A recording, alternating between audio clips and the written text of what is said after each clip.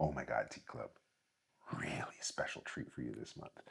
This month, we have a 25-year aged raw pu'er. That's special. Okay, let me tell you a little bit about this. Okay, so pu'er. By now, many of you know that we love pu'er in this tea temple.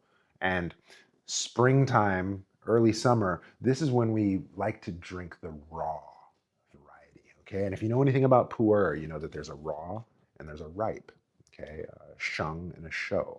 Now, what do we mean by that? Okay, so initially, all we had was the sheng. Okay, and all we had was the raw. What does that mean? It's very minimally processed. Okay, we harvest the leaves, we set them out in the sun to dry, we kind of roll them around and roast them in the wok, and then we press them into these cakes. And then the cakes are then used for storage, for shipment, for aging, what have you. Okay, now at the mountain, fresh tea, amazing, has a flavor, but by the time it ships over to these different areas, it ages. It takes on the flavor of the road. It takes on the flavor of its environment, and it ferments because these teas, after all, have live cultures in them, right? And so the flavors mature. And in time, people started to develop a taste for this aged pu'er, right? However, production couldn't meet the demand. They couldn't produce it fast enough. They couldn't age it fast enough. And so they created this false fermentation process where they stockpile the leaves, they turn up the heat, they turn up the humidity, and they create this environment for the leaves to ferment and, in effect, age. And then what you're left with is this product, what we call a ripe pu'er or a cooked pu'er, which will then mimic the taste of something that's raw and aged. I tell you that story because this month we have something raw and aged. This is the flavor profile that inspired ripe pu'er to even be produced in the first place. This is the flavor profile they were trying to mimic. Okay. Now, what I will say is that I typically drink a little bit of this beforehand so that I can, understand it a little bit before I make these videos and give you guys this instructional. Thing is, I accidentally did this recording already, but I did it on slow motion, and so it's botched. I'm redoing it. Okay, but I say that to say this: uh, I've already been drinking. Okay, and so I'm going to kind of walk you through what I've done to kind of catch you up with the process. Okay, so first thing to note: this tea, because it's so high end, we only get 20 grams. And that's important to note because 20 grams is not a lot. This is a very, very, very special treasure, and so we only get a little bit. As far as I know, this is also top three best teas that they have at West China Tea, right? And so we're very, very fortunate to have this. And because we only get so little, again, only 20 grams. Now, if I were to brew out of a standard size cup or gaiwan, that's on average 180, 200 mLs. And the idea is you're supposed to use 7 grams of tea for every 100 milliliters of your vessel. Right? And so if you have a 200 milliliter vessel, that means 14 grams of tea to brew an appropriate pot. That means 14 grams of tea, that's 2/3 of what you got this month. So do not use a big vessel. What I'm trying to get out here.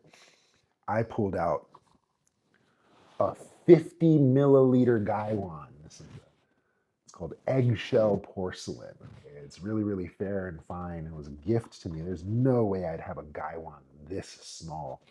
I feel like Shaquille O'Neal holding a juice box or something. It's just ridiculously small for me.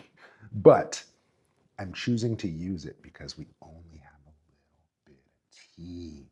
And so instead of brewing this big pot, I'm going to brew a small pot. That way I only need to use 3, 4 grams. Okay. Because the mistake I made when I first brewed this, I brewed a big pot. I got excited. Okay. And so now that I'm actually wanting to enjoy and savor the little bit that I have left, small pot, small pot. Okay. So that's a lot of storytelling. Let's go ahead and bring our water up to boil for this. I rinsed out the gaiwan with boiling water. I added the leaf material. I let it sit in the hot vessel and kind of steam and sauna a bit. I gave it a rinse with angry boiling water. And then I've been steeping with angry boiling water. Okay? There's a saying about good tea, 好茶不怕热. 好茶不怕热. Good tea is not scared of hot water. Okay, and this is good tea. So my water is angry boiling 212 and straight to my gaiwan. Okay. Now this is in effect my fourth steep, right? Because I've been drinking this already and I botched the first recording. But I will say I'm still getting great color. I'm getting this beautiful golden amber. Again, I'm only brewing a little bit, so I'm just going to brew straight into my cup. Normally, I'd have a decanter so you could see the color. Uh, Pardon me today, I'll just have to take my word for it.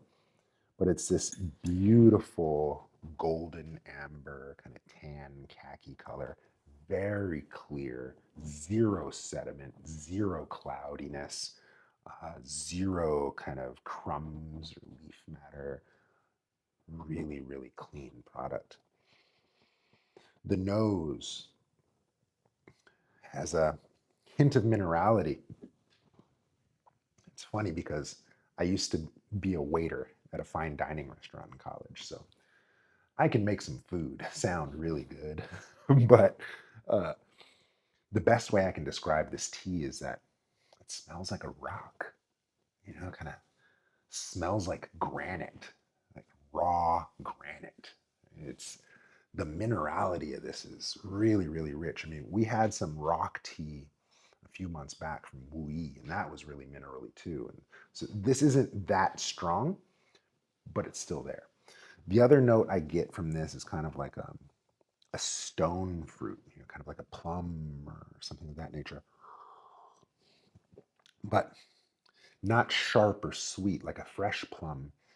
I would say kind of dull and subdued, like a baked plum. So it's like you're having a baked plum pastry or something. It's soft, it's sweet, it's subtle, it's warming. The other thing is the chi quality of this tea.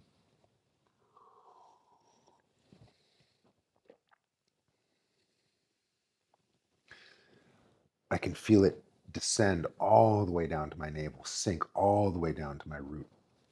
I can feel my ears getting warm, my neck getting warm. It almost feels like like this Dracula cape, where you got like this thing that comes up here. It's attached to my cape, right? But it's like this big old collar that comes up. So I feel it around my neck. I feel it around my heart. I feel it through my kidneys. Very, very warming tea. Let's go ahead and try another one. This will, in effect, be my fifth steep because, again, I was drinking earlier and I botched the recording. But even still, I'm getting very deep, rich notes, not overpowering, subtle, but still distinct and pronounced. This is very, very good tea. One thing I'll note about using boiling water for this is that I end up boiling and reboiling and reboiling and reboiling, and some people have a thing about that, right? There's a conversation about water being H2O, and the longer you boil, you break apart the molecules and the oxygen dissipates. And so The more you boil and reboil your water, it becomes more hydrogen rich as the oxygen dissipates. Why that's important is because, as I understand it, it's the oxygen that carries the flavor, right? And so it's argued amongst tea connoisseurs that if you use water that's been boiled and boiled and boiled, you in effect dull the brew. Personally, I don't believe that, right? People say it, take it with a grain of salt. Because when I was with my tea master, Master Wong, he boiled water over and over and over, and it was fine. And the tea was always amazing. Okay, and so if you can taste something out of double boiled water, I'm scared of you. Okay, just enjoy your tea. Okay. Now here we go. This is in effect fifth or sixth steep, still dark, still rich. I don't know if you can catch a color of that brew. Oh, it's spilling. Okay, well, it's nice.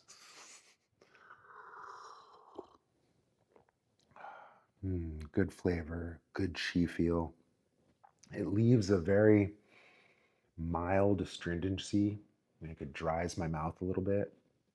And so I get this dry mouth feel, but as I'm speaking to it, that dryness invites the salivary glands to kick in, and with it, it brings this sweetness. And so, really, really nice. Smelling the lid, smelling the leaves. Good, good tea. Yeah, because we only get so much, only 20 grams. It's not that they're being stingy. This is quite generous. This is a 25-year aged shung. This is, as far as we know, the last of it in the world. And so, uh, brew it sparingly, okay? Don't put it in a big coffee mug. Don't brew it in a French press. Dare I say, don't even serve this to friends. It may seem cruel to say that, but what ends up happening is that when I serve friends, I get caught up in storytelling and I might forget a step or two in my brewing process. And then, God forbid, I ruin my tea because I'm caught in the middle of a story and I end up oversteeping or something. Right? So, because you only get so much, because this is just a special thing, save it for yourself. Pay attention to what you're doing. You know, think of it like a meditation or a spiritual practice. Make it a ritual. Right? That's how I would advise you drink this tea. Mm. All right. Well, that's it for this month. By all means, join us, join the tea club. You'll have tea sent straight to your door. I believe next month we're getting a really nice green tea from Taiwan. So if you want to try these flavors with us, if you want to follow these guidelines and brew alongside, join the tea club. Keep watching these videos. Otherwise, don't. All right, guys. Cheers.